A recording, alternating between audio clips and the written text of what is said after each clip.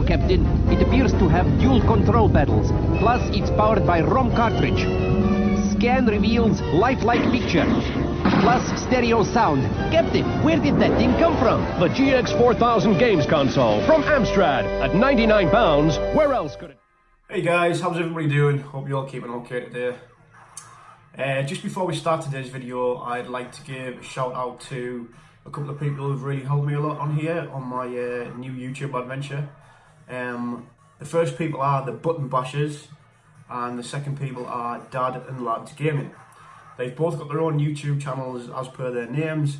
Please have a look at their channels. They've both got awesome content, and don't forget to subscribe. Okay, so for today's video, I thought we'd have a look at a seldom known classic from Amstrad. Now, in the early 90s, the very early 90s, Amstrad brought out a console to go head to head with the SNES and the Mega Drive. Unfortunately, the device was poorly marketed, badly supported, and it did not sell very well at all.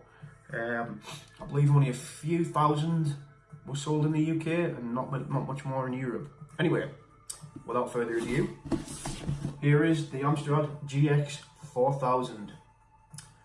This is actually a new device. It's new old stock that I managed to get hold of, so I haven't used this yet. The box is a little bit got water, a little bit of water damage on it, but you know, it's still in pretty good nick.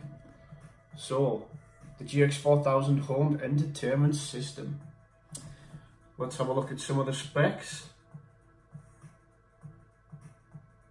There's not too many to tell the truth. It's 8-bit, it has stereo sound, it comes with 2 joypads, and the game called Burning Rubber. You see that there? There we go. Now, it's basically the Amstrad CPC 464 home computer that some of you might remember. It was like a long, thin device that had a tape deck at the end with a red, yellow, and a blue key on. They basically stuffed that into a console and tried to flog it as a contender for the Super Nintendo and the Sega Mega Drive. Unfortunately, it failed very badly.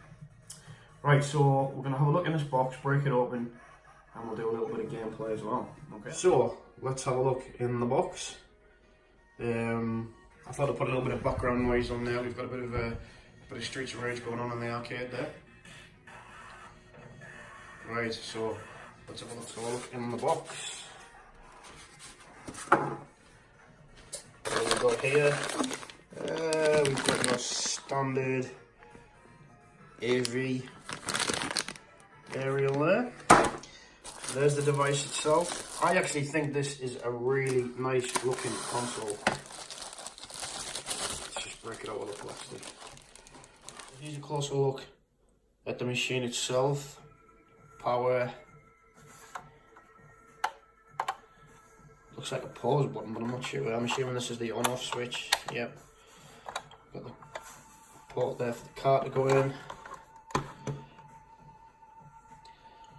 An unmarked button. A SCART socket.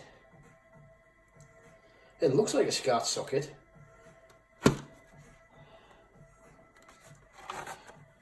I'm not sure what a device from 1990 is doing with a SCART socket on the back though.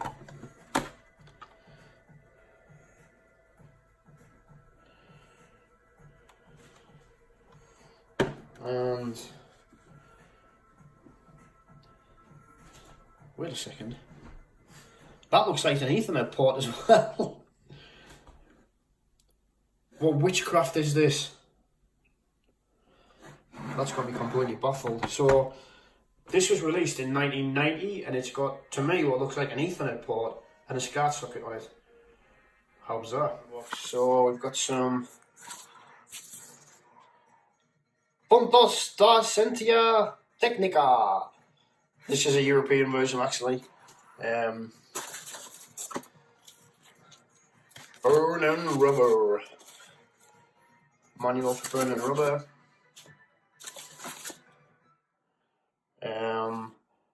Instructions for the machine itself.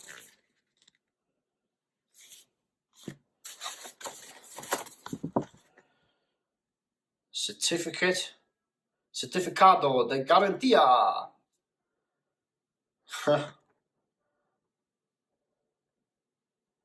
Anything on the back? Oh yeah, there we are. Oh yeah, so obviously these are the days before the internet. You had to fill this in and send it back to Amstrad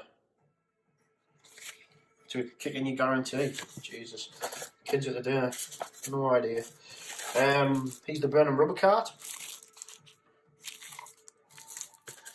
There we go. 2 joypads. I'll just take one of these out of the plastic one. I'll give you a closer look at the joypad. It's quite small, 2 buttons only.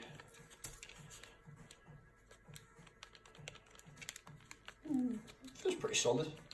Put that down. There's another joypad, and that'll be the mains. Yeah, so there we have it. I'll have to fill in my certificado de garantía. I wonder if they're still there. I highly doubt it. Right, I'm going to hook this up to a TV and we'll have a look at some gameplay. Champion.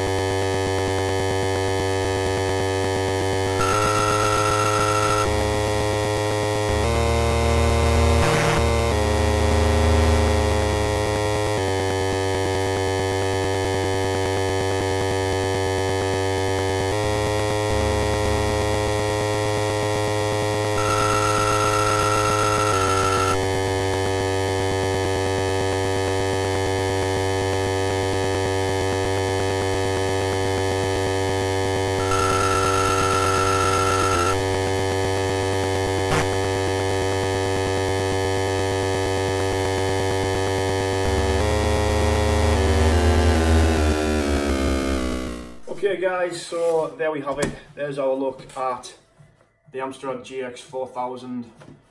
Unfortunately, a device that failed massively in the UK and Europe. I personally think it's a great looking console, but you know, I mean, you can pick these up on eBay still. People are still selling them. I think this one cost me about 100 quid, considering the fact that it's brand new and you know, it's well over 25 years old. That's not a bad price. It's another shelf queen. Obviously, I don't use it every day. Just broke it out for this video. So, yep, thanks very much for watching, guys. Everybody take care. I'll see you later.